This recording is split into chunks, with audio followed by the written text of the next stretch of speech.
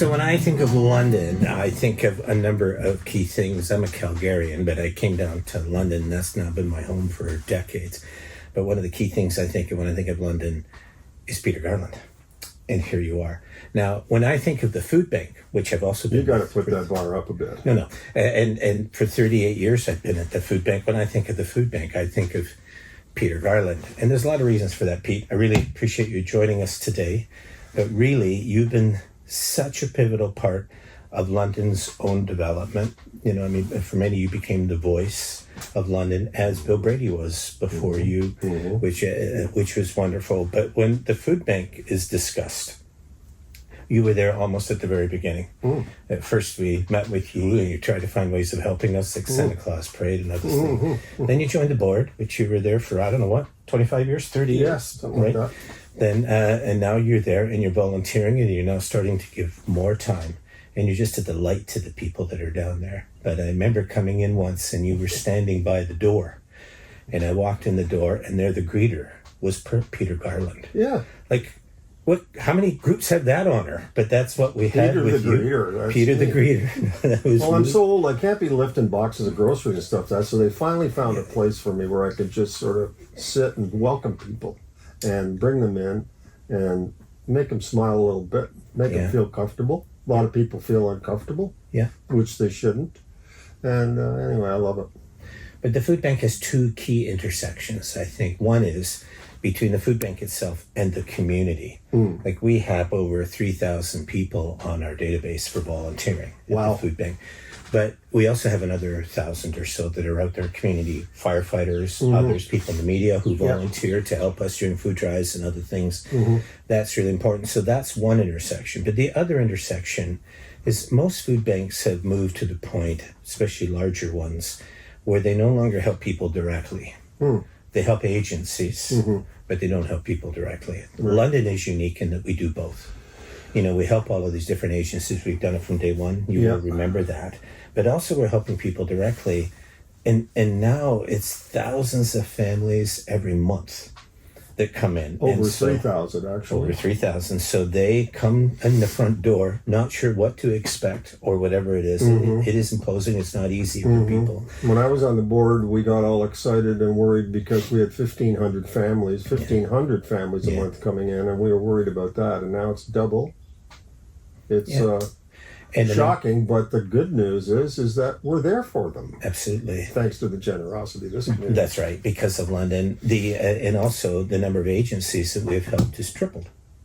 Cool. Right? So, I mean, it's just a massive evolution for us as a food bank. It's still as largely a volunteer operation. But what I'm saying is, I think if I was somebody who all of a sudden I lost my job, or I had my job but rent is too high and I don't know how I'm going to do it. So I hear about the food bank and I come in and there it is, right? And so I come in the front door and it's like a whole other world. And it can be humiliating. For many seniors, for instance, it challenges their dignity because they spent decades providing. And now here they are, but the first person they see is the voice of London, right? So they had no idea that. Well, many won't. Many of the younger ones won't, but many of the older ones will. But the point is, you're just so good with people. You're just so fantastic, and I think we're so lucky that you are at that intersection. That's really an important place, because when people come there, it's not an easy time, and you at least make it more comfortable for them to enter. I'm the first, person that they see when they come in. Not really the first one, but the guy that greets them. And it's not hard. It's not hard to do that, to make people feel comfortable and treat them with a little respect and ask them how they're doing and stuff like that. And so many stories come through that door every day during my shift. And every one of them's got a story to tell. Some of them share their stories too, which is interesting. And so my job is just to say hi and point them at the administrators, another important part of the team. They are actually wonderful. All the ones that I've worked with are each individual. They're so kind and so wonderful, so understanding with these people when they come in and sit down. I'm the guy that says hello, but they're the ones that do ask them the important questions and and make them feel comfortable. So I'm just a cog in the machine, because it's a huge machine down there, and the people in the back are packing up these special hampers. I had no idea that there were so many divisions of different kinds of food that we people say, well, you go in, you get a one standard, but you don't. If you're Muslim and you need halal, you got it. If you're gluten free, you got it. If you're diabetic, you got it. You know what I mean? It's just so efficient and great. But the team is unbelievable, and I'm just Peter the greeter. That's me. Oh, you're so much more. But you and your wife, of course, Ann Hutchinson, Annie, she was there around the very beginning as well. Yep. But you're the volunteer who's been with us the longest. So I think it's fair to ask you, do you remember what it was like back then? So we were incorporated in 1986 or 1987. Yep. I was a firefighter. You're a firefighter. Jane had just graduated from Western in zoology. And the Mayor, Tom Gosel, had asked me if I would start doing something for a food bank, which I'd never heard of before. So it was very clear to me that I had to do something working with the media so that the public would know, because I wasn't going and trying to do private fundraising. I wanted the public wanted in, and we wanted to be part of it. I ran into you and we talked to you, but do you remember what those initial times were like? Absolutely, I do, because I read in the Free Press, and I was at the time doing the morning show on CFPL, and that there was a food bank starting up, and there was a piece about you and Jane, and thank God London never had a big zoo, because we would never have had Jane Roy. That's where she would have wanted to work. I got you on the air, and quite frankly, being the naive, dumb radio announcer that I am, I had no idea that, one, there was food banks, and two, that there were people in London, Ontario. You read about world and situations in third world countries and stuff like that, where people wake up and there's nothing in the cupboard. Oh my goodness, this is happening in London, Ontario, one of the wealthiest cities in the country? Astonished. Got you in. Do you remember how naive I was? No, I thought you were quite knowledgeable, because you can fake it really well. Yeah, I guess so. I mean, I was just so naive. I was just trying to learn my way. So your willingness to meet with me was important. Anyway, so we got you on the air, and I was just taken with this whole thing, and so went down the hall and I talked to. I said, we got to do something for these people. So went down the hall. This was in the fall of '87. And I said to the promotions director, Sue Bedell, remember her, let's do something. I said, and I had it in the back of my mind, that I never felt more foolish in my life than sitting in the back of a limo in a tuxedo during the Santa Claus parade, waving at people who had no idea who this fool was in the tuxedo in the back of the limo. I said, why don't we do something in the Santa Claus parade? And that's where it's been highly successful. So much so that the previous Christmas, Annie and I with some friends had gone on a sleigh ride in the country with a wonderful guy named Bob O'Neill. and I'd asked around. At the time I was living, we had a little hobby farm outside the city, but nobody in the area had a flatbed that they would spare. But he did. I called up Bob O'Neill, the sleigh ride man, and he came in with a flatbed for the Santa Claus parade. And we organized, and we thought, well, how can we do this safely? And of course, we plugged it on the radio, bring non-perishable foods, give back. It's the season of giving. And that, it just strikes a wonderful chord with people over Christmas time. And we ended up with so much food on the flatbed that we broke the axle. Do you remember that?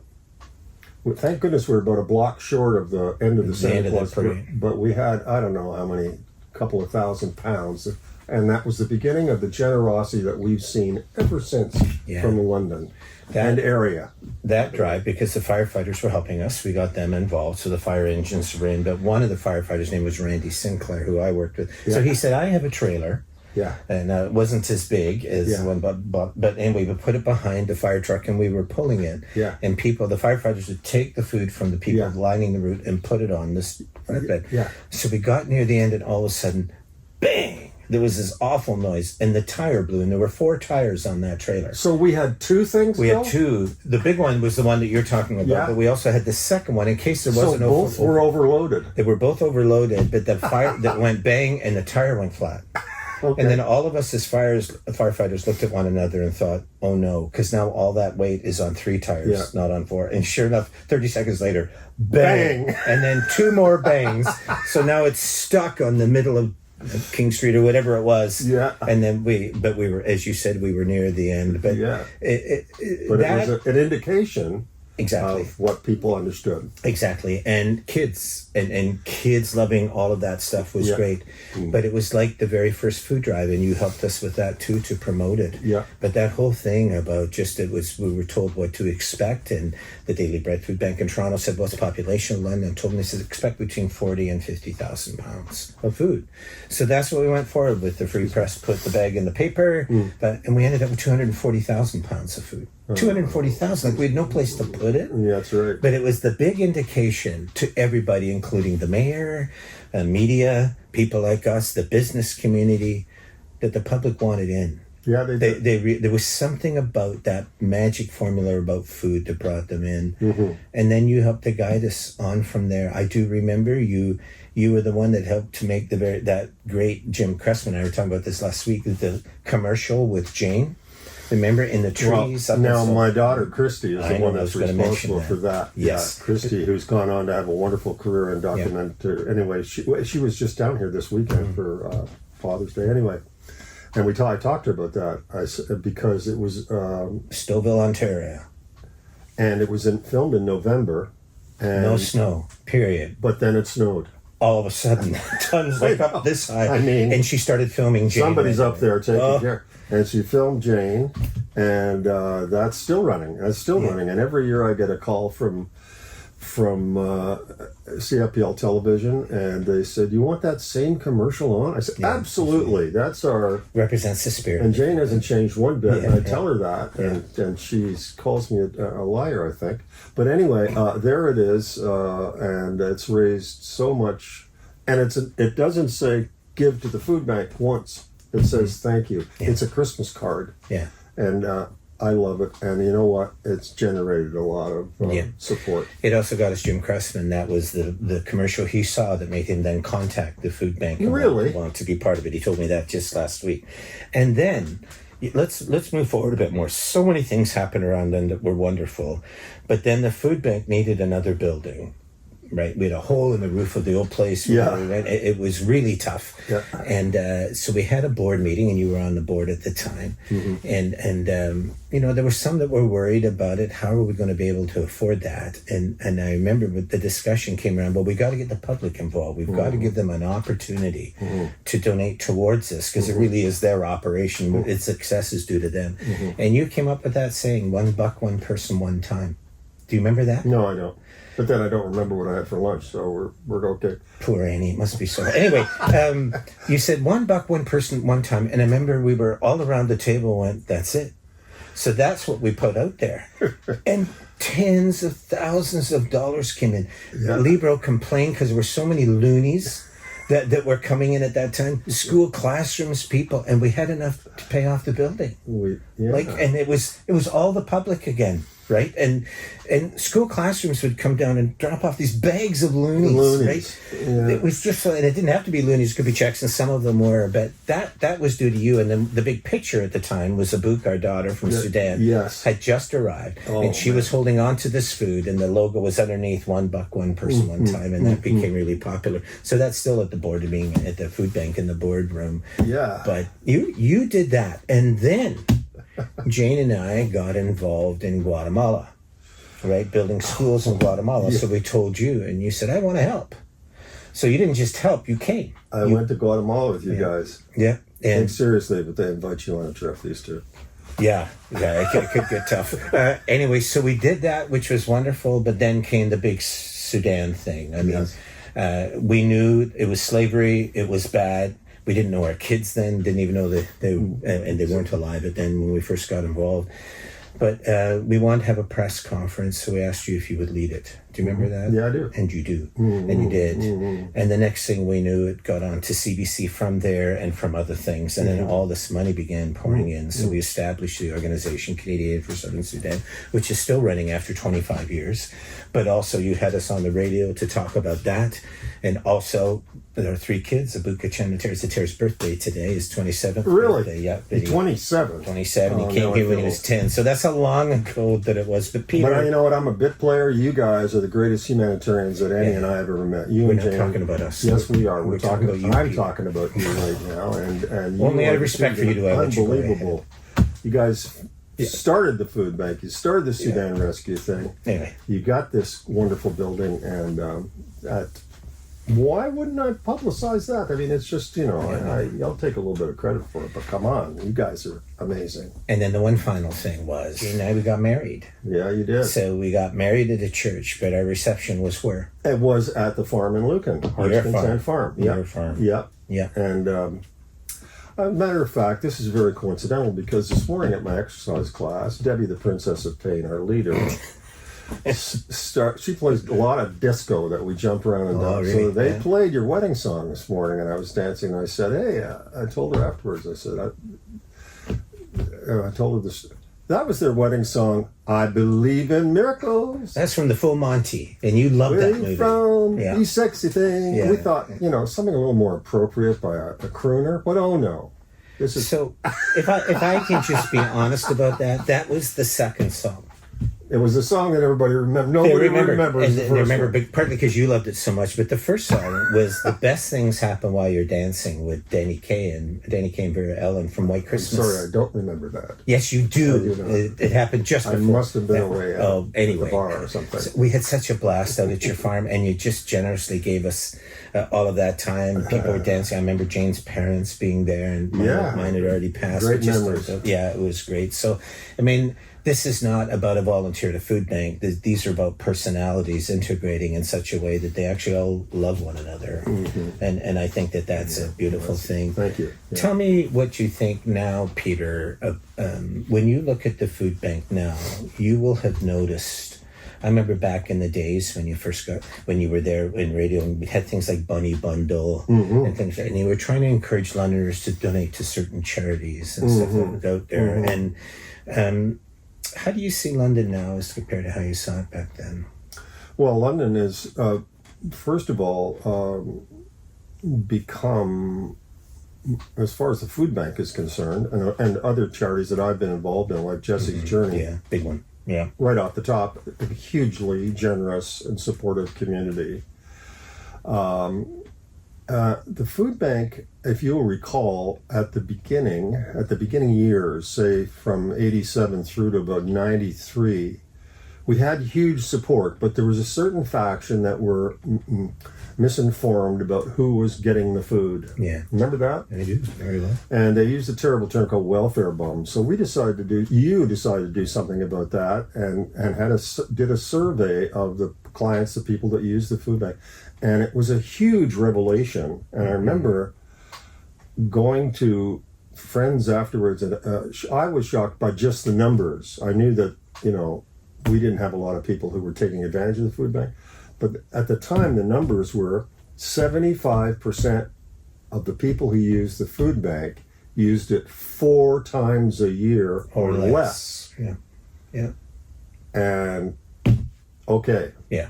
And then we put that out there, and that was the end of the That's right. discussion, and that also helped too. But Pete, you're so pivotal. I mean, you were involved you were part of the Air Force, right? You did radar. Yeah, I was a radar operator in the Air Force. The Russians did not attack. Not while you were there. 1958 and 1970, simply because you were there. Garland, we don't want to take a chance on Garland. No, that's right. Scope. but you did that. I think of Jesse's journey. I mean, you and John Davidson, Annie, and others. You, so many of the folks in the media. There must be something very special about John and the family, because all of you. It wasn't just that you all got in and pitched in, but you all got in and said, "Let's walk the country together." And that's what you did from one end of the country to the other. What is it about that kind of inspiration that John would have, or Jesse, or the family, or others? What was it that drew you so much? Well, first of all, John is a media person originally, right? He was one of us, and he was on CFPL radio for a while, and then he went to television. People remember him as a sportscaster, so he was one of us. That brought in a lot of media support right off the bat. And the story of a young family with a son who's desperately ill, and so we all got on board in that. And now I think last I heard, I've retired from the board there, but they have over $18 million they've given to research since John walked across Canada across Ontario with Jesse. Yeah, and then of course he walked across Canada by himself. And you. I did a lot of road time with John and our wonderful general manager Rick Moss at the time at CFPL. So I said I'd like to start it off in Newfoundland. I'd like to broadcast the beginning live from Newfoundland. And you're kind of from down there, right? Yes, that's right. Yes, you are. Yeah, so I got to do that. Anyway, it was just an honor to be able to support that as well as the food bank. I mean, it's. I know. But how long were you on the board of Jesse's Journey? 24 years. Yeah. I have trouble imagining Jesse's journey without you on it. I knew Rick Moss. I knew the others as well, and I've known John. I can't imagine the food bank without you either. I mean, we look at the food bank now, and it's there. It's a staple. We get all that's not anything we were really trying to do, but it's ended up that way. But in those early years, we were all navigating a country that was in change, right? There was more poverty. Yeah. Right. There was also other things happening in the world, like Sudan or like Guatemala, and the Civil War and other things, right? And I think the world has really changed since back in those days. I think it's not as institutional in that sense. So you're seeing a lot of governments having trouble. You're looking at schools and having trouble finding the funds to do that. Healthcare, the military, a number of those things. But you look at the food bank, and the food bank doesn't take government money, but it's actually fairly stable. Now, I've talked to people from other agencies who said we would never take that chance because the public can be fickle. Absolutely. They can like you once and then be gone. Yes. Or some scandal could happen and you'll be gone. But we put our money on them. We put the money on the public. And I remember with the board at the very beginning, I said, we tell the truth about everything. Yep. If we've made a mistake, we let the public know, let the media know. And the media really respected that. But so it's a very much a public organization. But what's wonderful about it is it's only increased in support. It has not decreased. Yep. And I think it's because everybody knows it's actually their food bank. Yeah, it is. Right? They're the ones that made it all possible. They suspect all of that. I talked to a lady this morning who said that her son, who was kind of suicidal, became homeless. He was suicidal, became homeless, and then he came to the food bank for help, right? And it was what was required, and she just burst into tears, right? And telling that story. And I think about it, what's beautiful about that is that person, that boy, young man, didn't come to the food bank, meet with a whole bunch of credentialed people. They're meeting with people like you and me, firefighters, TV people, unions, whatever. And they find somebody that's just like them. They look in the mirror and they see somebody that's just like them, but they're helping. That's right. And I think, and then you extrapolate that out to all of the Londoners that donate during food drives and other things. It is a people-run organization. Yeah, it's a little hot in here, I know. It's a people-run organization. And really, our food bank has 8 or 9 staff. So all the others that are our size have between 25 and 30. So here we're in 37 years, though, and you've got to figure that a lot of people who needed the food bank when they were a certain younger age have gone through that phase now and have come to the stage where they can contribute to the food bank. And I think we have that going on. Yeah, that's right. So it's a sense of gratefulness that they have, and they know how important that was for them when they really needed something, and they got it with courtesy and respect from the food bank. But there's something about human personalities that really need to be comfortable with one another. I think that we all survive difficulties and transitions in life. But I do think one of the things that the food bank does is it puts a whole bunch of people together who could be Catholic or Protestant or Muslim, Hindu, whatever it is, from all walks of life and all sorts of personal circumstances that they've been in. But there's this natural, getting along the way that food bank people do. Yeah. And in a setting like that, I have learned that I don't do so well.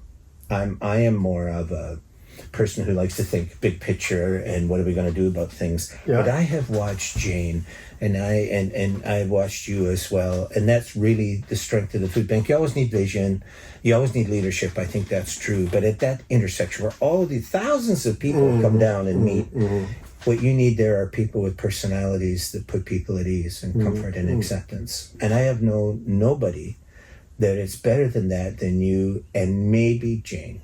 It's the two I think of. And that's what I would want for the food bank, is that it's people-centered, it's people-driven, right? It's people-supplied, right? And it's people-compassion that's there. And you are unlike anybody else I know that way. I think you just... Thank you. And I so appreciate Annie as well. Annie as well. Oh, no, she's right. Helps so many people. She does. All the time. But you have made it into just...